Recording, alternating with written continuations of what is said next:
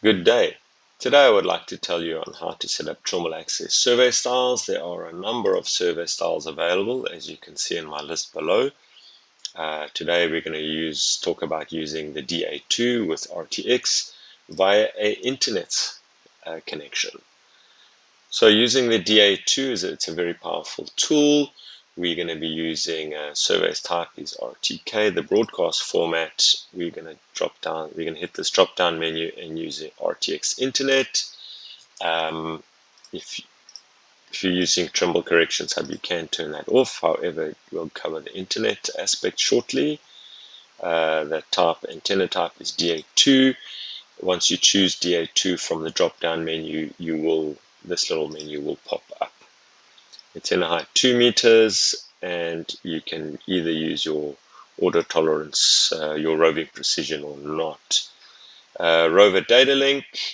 This is where the internet becomes important. So we're going to hit the little drop down menu here.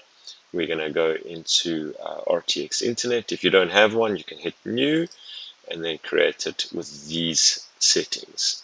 So as soon as we come into that, we'll choose RTX. If you turn that off, you get a whole lot of interrupt stuff coming out there. So we're not using that. We're using RTX. The mount point name is RTX IP, and that's the global settings. If you need to use a proxy server, you can go through and set it up from here. And that's pretty simple how to set that up. We're going to accept that. The next one is controller internet. We're going to choose that from the drop down menu.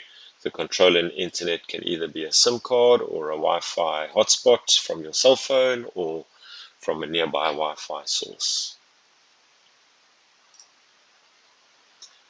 Going into our topo point, this stuff is all pretty standard amongst all our survey styles. You can increase or decrease your auto tolerances if needed. Depending on the type of survey. Observe control point. I like to actually make sure that my tolerance on control points is a little bit better. Perhaps we could actually even bring this down a little bit more. However, if you're not getting the correct tolerances, you're not going to manage to achieve those 30 epochs. It all depends on where you are located. Rapid point, continuous point, stakeout.